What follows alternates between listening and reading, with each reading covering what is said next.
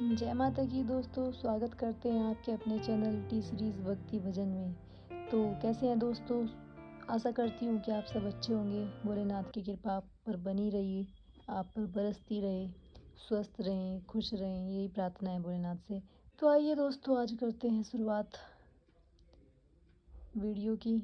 जानते हैं कुछ ऐसे कारण, कुछ ऐसे तथ्य जो बहुत ही महत्वपूर्ण है हमारे जीवन में और हमें उनका ध्यान रखना बेहद ही आवश्यक है। हम जानेंगे कि कैसे आपकी पूजा को, भोग को भगवान ग्रहण ना करके कोई भूत या प्रेत ग्रहण कर लेते हैं।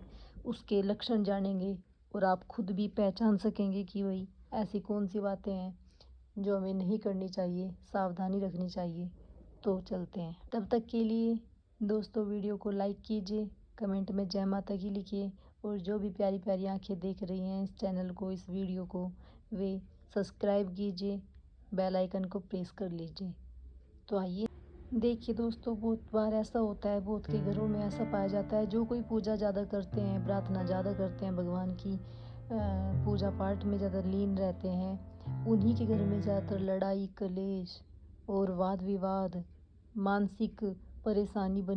क्योंकि दोस्तों आज के टाइम इतना ख़राब, इतना घटिया टाइम चल रहा है कि शक्तियों को बंधन करके उन्हें उन्हीं के घर पे छोड़ देते हैं। किसी के देवताओं को भी उन्हीं के घर में छोड़ देते हैं भूत बना करके। किसी की कोई मसान क्रिया कर देते हैं, कोई प्रेत क्रिया कर देते हैं। ऐसे ऐसे भोग देते हैं तांत्रिक कि जा करके जाओ भाई उसके घर का सर्वनाश कर दो। और शक्तियों को चलना पड़ता है क्योंकि वे वचनबद्ध होती है, उन्हें तो चलना पड़ता है। मेरा मतलब किसी प्रकार का भेदभाव या फिर कोई अंधविश्वास फैलाना नहीं है। जो मेरे साथ बीती है, जो मेरे गुरु भाइयों के साथ बीती है, मैं वही बातें शेयर करूँगी। तो मेरी वीडियो को कोई भी नेगेटिव पॉइंट पे मत ले जाना। दोस्तों जब आप पर कोई क्रिया की जाएगी, कोई चौकी भेजी जाएगी, उसमें भूत प्रेत भेजे जाएंगे, मसान क्रिया भेजी जाएगी या फिर कोई भी ऐरी गैरी चीज़ भेजी जाएगी, तभी आपकी पूजा को प्रेत ग्रहण करते हैं, भूत ग्रहण करते हैं। भूतों, अकेले भूतों में, चौक चौराहे से लगने वाले भूतों में इतना सामर्थ्य नहीं होता है दोस्तों कि वे आपका कुछ बिगाड़ सकें। बिगाड़ती वे चीज़ें हैं जिनको जिनको नाम से, जिनको फ़ोटो से, जिनको अपने किसी आपके किसी शरीर के किसी कपड़े से बांध कर, उसकी खुशबू देकर, उसका नाम पता देकर छोड़ा जाता है, तो वे चीज़ें आपको हानि पहुंचाती हैं। तो आइए जानते हैं इनसे बचने के भी उपाय और जानते हैं इनकी पहचान के बारे में भी।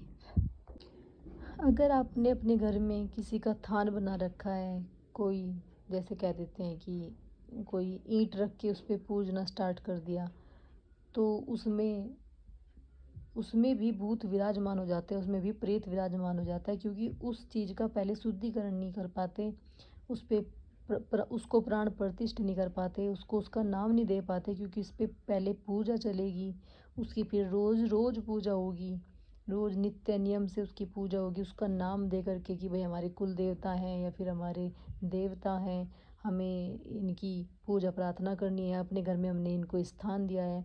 उसकी अच्छे से पूजा प्रार्थना होगी और प्राण प्रतिष्ठित होंगे, तब जा कर के वो स्वयं वहाँ पे जो देवता हैं वो विराजमान होंगे। नहीं तो अगर हमने विराजमान तो कर दिए और पूजा उनकी रोज़ हम करते नहीं हैं, तो वो सारा सब कुछ भोग प्रसाद जल चढ़ाएंगे, उसमें जो भी दूध चढ़ाएंगे, भोग देंगे, खीर का, किसी भी चीज़ का, तो वो सब कुछ प्रेत ग्रहण करता है। और प्रेत ग्रहण कर करके वो शक्तिशाली इतना हो जाता है कि बहुत ज़्यादा, फिर जैसे कहते हैं बहुत लोग कि वही हम देवता पूजते हैं या फिर कुछ पूजते हैं, हमारे घर में तभी लड़ाइयाँ होती हैं, तभी कुछ ना कुछ नुकसान हो जाता है। तो वो इसी कारण होता है कि हमने वो स्थान जिसको दिया है वो उस देवता का स्थान ना हो करके उसने अपना, प्रेत ने अपना वास कर लिया है उस स्थान में, वो इस कारण होता है। तो इसके लिए ऐसी बातों से तो बचना चाहिए। और जो कोई अच्छा भगत हो, कोई अच्छी चौकी हो, अच्छा दरबार से आप जुड़े हों, तब जा कर के आपको ये कार्य करने चाहिए, नहीं तो नहीं करने चाहिए, क्योंकि इनके दुष्परिणाम बहुत ही बुरे होते हैं फिर जीवन में। तो इन चीज़ों से बचना बहुत ही ज़रूरी होता है। एक कारण ये भी है कि जब हम पूजा करते हैं, साधना करते हैं, किसी देवी की, किसी हनुमान जी की, किसी और देवता की हम साधना करते हैं तो उन उन चीज़ों पर, गलत चीज़ों पर मार पड़ती है, उनकी पिटाई की जाती है देवदूतों द्वारा, तब जाकर के वे उथल पुथल मचाती हैं घर में, नुकसान करवाएंगी, आपके गाड़ी वाहन को ख़राब कर देंगी, आपकी बिजली के उपकरण को ख़राब कर देंगी, आपके शरीर को कष्ट देंगी, बुखार दे देंगी, पीड़ा दे देंगी, या कोई छोटा मोटा एक्सीडेंट करवा देंगी। तो ये सब चीज़ें साधना जब चलती है तब स्टार्ट हो जाती हैं, क्योंकि उनको देवदूतों द्वारा प्रताड़ित किया जाता है कि निकल के भागो यहाँ से।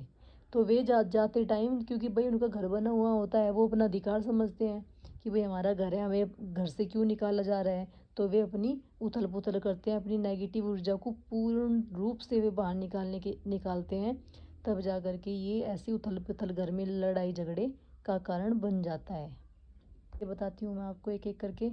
सबसे पहली चीज़ होगी आपके साथ, आपको सपने में मांस दिखेगा, शमशान दिखेंगे, चिताएं दिखेंगी, और आप खुद को शमशान घाट में पाएंगे, चिताओं के बीच जलती हुई।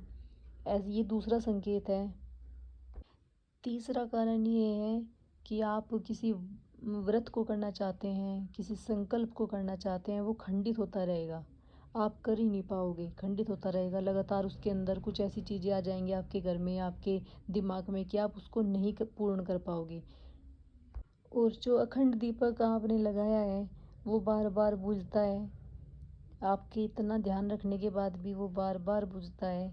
उसमें घी भी है, उसमें तेल भी है, लेकिन वो फिर भी बंद होता है। पांचवा कारण ये है कि आपको अपने घर में से स्मेल आने लगती है, गलत गलत, खराब खराब, गंदी गंदी सी स्मेल आने लगती है। और आपने तो झाड़ू पोछा सब कर रखा है, बहुत अच्छे से सफाई कर रखी है, लेकिन फिर भी स्मेल आने लगती है आपको। तो ये भी कारण नेगेटिव ऊर्जा का ही है। और एक संकेत ये है कि आप जितनी पूजा पाठ करोगे, जितना भी भजन भक्ति करोगे, आपके घर में इतनी लड़ाई, इतनी कलेश होने स्टार्ट हो जाएगी। तो ये भी कारण नेगेटिव ऊर्जा के कारण ही है, क्योंकि वो ये चाहता है, उस पर प्रेशर पड़ता है कि ये पूजा पाठ ना करे, छोड़ दे। क्योंकि जब हम पूजा पाठ करेंगे तो भगवान के दूत आना स्टार्ट हो जाते हैं घर में, हमारी पूजा में। तो वे जब दूत आएंगे तो वे तो जो गलत चीज़ है उन पर मार पड़ेगी ही पड़ेगी। तो वे आपस में इतने पावरफुल हो जाके लड़ाई करवाते हैं फिर, कि भाई ये पूजा पाठ छोड़ दें। तो होता भी है ऐसे कि बहुत लोग तो ऐसे काम करते हैं कि जब लगातार पूजा पाठ करने से उनके घर में लड़ाइयाँ होने लगती हैं तो वो पूजा पाठ छोड़ भी देते हैं, तंग होकर, कि यार चलो छोड़ ही देते हैं, इसको करते ही नहीं है हम, कि हमारे घर में सुख शांति तो बनी रहेगी, हम पूजा पाठ करते हैं तो ज़्यादा लड़ाई होती है। तो ये इन बातों से डरना नहीं चाहिए, बल्कि आपको ये बातें अपने दिमाग में रख लेनी चाहिए एकदम, कि भाई जब मैं पूजा करता हूँ तभी लड़ाई होती है। लड़ाई का कारण ये है कि वे गलत चीज़ों पे मार पड़ रही है, इसलिए ही वे भगदड़ मचा रहे हैं, आपके मन को अशांत कर रहे हैं कि पूजा पाठ छोड़ दे। तो इस बीच में बिल्कुल पूजा पाठ नहीं छोड़नी चाहिए, बल्कि और ज़ोरों शोरों से कर दें, भगवान से प्रार्थना करते रहें कि भगवान नहीं, आप आराम से ले जाओ इन्हें, चुपचाप ले जाओ इन्हें, इतनी लड़ाई मत करो बाब, हमारे घर में परेशानी मत करवाओ। तो भगवान उसको स्वीकार ज़रूर करेंगे। तो भक्तों, दोस्तों, आज के लिए इतना ही। आज फिर मिलते हैं कल नई जानकारी के साथ। तब तक के लिए वीडियो को लाइक कीजिए, कमेंट कीजिए, शेयर कीजिए। जय माता की कमेंट में ज़रूर लिखना। और मिलते हैं कल फिर। तब तक के लिए ओम नमः शिवाय, ओम नमः शिवाय, ओम नमः शिवाय। हर हर महादेव। जय माता दी।